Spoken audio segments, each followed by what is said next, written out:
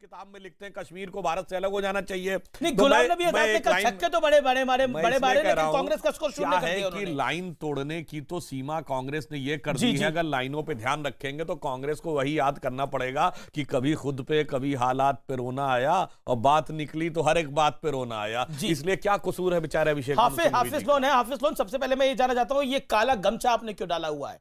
आज तो देश के लिए बड़ा दिन है, यहाँ आप भी अधीर रंजन चौधरी। हमें केवल इतना कहना है कि जो हमारे साथ वादा किया था ये पूरा विश्व जानता और आपको समझना चाहिए। नहीं, काला गमछा काहे डाला काला ये इसलिए है कि आज संयुक्त राष्ट्र ने और यूनाइटेड स्टेट ने भी अपना स्टेटमेंट इशू किया। उसका अर्थ यह है कि कश्मीर एक राजनीतिक मुद्दा था और हमने कुछ वादों पे भारत के साथ हाथ जोड़ा था और कुछ लोग उसे भी नहीं मानते थे, लेकिन कुछ हम जैसे लोग जो भारत आइडिया ऑफ इंडिया पे विश्वास रखते हैं, आज वो मानते हैं कि डेमोक्रेसी का कत्ल हुआ है, कॉन्स्टिट्यूशनल फ्रॉड हुआ है, हमारे साथ चीटिंग हुई है, हमारे भावनाओं के साथ खिलवाड़ हुआ है। लेकिन आज खुशी की बात यह है कि गृह मंत्री जी ने आज सदन में कहा कि कश्मीरी जो जनता है वो आए, अगर उनके पास कोई है। जो अधीर रंजन चौधरी बोल रहे हैं वही इमरान खान बोल रहा है। नहीं, इमरान खान बोल ये रहा है, आपकी परिभाषा है। वही मुझे भारत की संसद में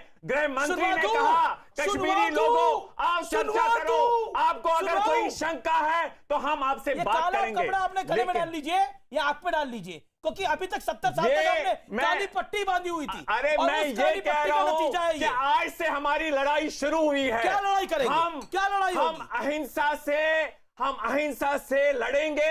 अपना जो मान सम्मान है, जो हमारी आइडेंटिटी पे, डिग्निटी पे हमला हुआ है, हम उसे बहाल करके रहेंगे, चाहे हमारी जान चली जाए, हमें कोई संकोच नहीं होगा।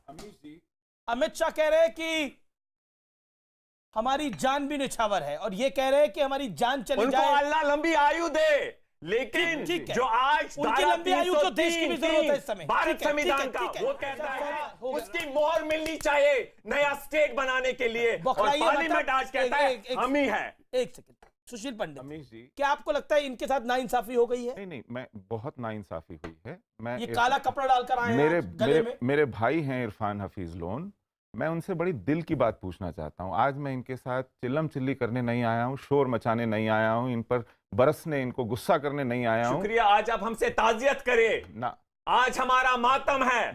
ये संविधान जो था, मुझे इससे भी प्रेम है भारत के संविधान के साथ साथ जो मुझे भारत की संसद ने दिया था। आज आपने इसको कुचला है भारत सरकार ने। लोन साहब, आप ऐसे बात कर रहे हैं। हमें उन्होंने लगाया हमारी बात, ये भारत के संविधान में था। हम तो स्वायत्तता मांगते थे। लोन साहब, बताइए, मैं वही कह रहा हूं। आप ऐसे बात कर रहे हैं जैसे आप झेलम के उस किनारे पर हैं और मैं झेलम के इस किनारे पर हूं। मैं सुन सकता हूं, आपकी बगल में बैठा हूं। मेरी बात जरा ध्यान से सुनिए और बहुत ठंडक से सुनिए, और मैं दिल से कह रहा हूं। आज आप कश्मीर से 1000 किलोमीटर किसी भी दिशा में चले जाइए भारत से, आपको भारत जैसा मुल्क कहां मिलेगा? मुझे एक बात बताइए और पूरी बात सुनिएगा, उसके बाद रिएक्ट कीजिएगा। भारत जैसा लोकतंत्र, भारत जैसे आईन वाला मुल्क आपको हजारों किलोमीटर दूर कश्मीर के आसपास कहीं नहीं मिलेगा। उस लोकतंत्र ने भी आपको एक स्वायत्तता वाला कानून दिया 370, जिसमें आपकी मन मर्जी थी, जो आप मन चाहे करते। आज अमित शाह जी ने एक लिस्ट निकाली है कानूनों की जो कश्मीर पर लागू नहीं होते। झूठ। सुनिए एक मिनट, पंडित जी, उसमें मेरी बात सुनिए पूरी। एजुकेशन बहुत पहले से हमारे संविधान में है। आप मेरी बात नहीं सुनेंगे पूरी। इससे पहले आप मेरी बात नहीं सुनेंगी, आप मेरी बात नहीं सुनेंगे। सुन लीजिए ना, पूरी बात सुन लीजिए, और एहतराम के साथ मैं आपसे बात कर रहा हूं। उन्होंने एक लिस्ट निकाली, यहां तक कि सीनियर सिटीजन्स के लिए एक्ट है, जो विकलांग हैं उनके लिए एक्ट है। मतलब क्या क्या राइट टू एजुकेशन की आप बात करें, एंटी करप्शन, जो प्रिवेंशन ऑफ करप्शन एक्ट है, ऐसे 100 से ज्यादा कानून हैं जो कश्मीर पर लागू नहीं होते, जो कश्मीर के निवासियों के हित के कानून हैं। लेकिन आपकी कयादत ने, कश्मीर को सपने दिखाने वाले लोगों ने क्या कहा? नहीं, ये स्वायत्तता काफी नहीं है, हमें आजादी चाहिए। आजादी, आजादी का स्लोगन था ना कश्मीर में। एक मिनट, मैं पूरा कर लूं। फारूक अब्दुल्ला कह रहे हैं कि उनको गिरफ्तार कर रखा है, अमित शाह कह रहे कोई गिरफ्तार नहीं, अपनी मर्जी से अंदर है। मैं पेन के साथ पूछ रहा हूं। आज 30 साल आपने आजादी का ख्वाब दिखाया जी, हजारों लोग मरे, आपको क्या मिला? एक स्टेट था जिसके पास ऑटोनॉमी थी, अब आपको मिल गई यूनियन टेरिटरी।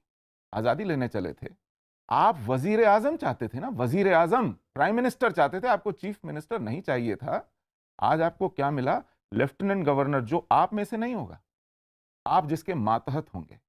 कश्मीर के अवाम को अगर आप लेखा पूरा बोलने दीजिए, पूरा बोलने दीजिए भावना को नहीं पूरा बोलने दीजिए साहब। जम्मू की कश्मीर की असेंबली करती है, चुने हुए नुमाइंदे करते हैं। पूरा बोलने उन्होंने दीजिए स्वायत्तता का प्रस्ताव जो है पारित किया असेंबली में। हमने 1952 में हाथ मिलाया भारत के साथ। उन पॉलिटिकल लेवल की जो एग्रीमेंट थी 370 वही था, 35 वही था।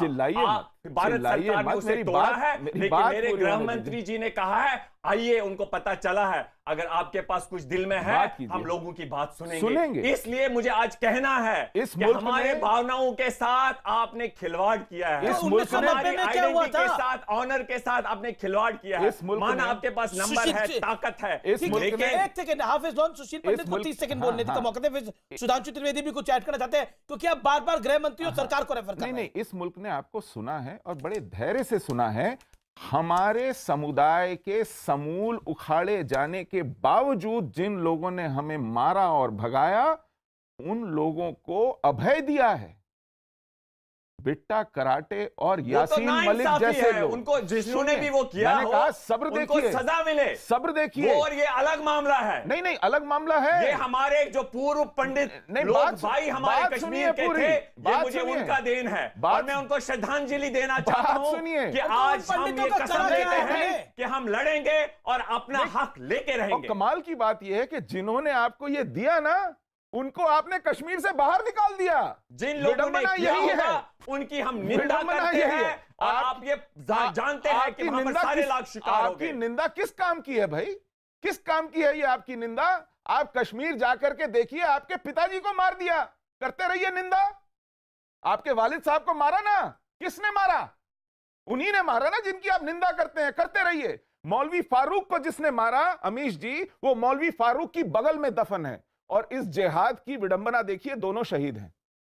मारने वाला भी शहीद है, मरने वाला भी शहीद है। मौलवी फारूक और उसका बेटा हुर्रियत में है। सज्जाद गनी लोन, जिसके बाप को मारा, उन्हीं हुर्रियत के गुर्गों ने मारा। करते रहिए निंदा। लेकिन सुशील जी, धारा 370 के साथ निंदा करते रहिए, निंदा करते रहिए। कश्मीर दोज़ख बन गया, आप निंदा करते रहिए। नहीं, सुशील हाफिज लोन, आप सब कुछ करते रहिए, लेकिन अब तो 370 हट गई, अब तो 35 से हट गई, अब तो जम्मू कश्मीर रियासत जिसको आप कहते थे वो यूनियन टेरिटरी बन गई। अब तो प्रेसिडेंट के कुछ घंटों बाद साइन हो जाएंगे, कल सुबह तक साइन हो जाएंगे।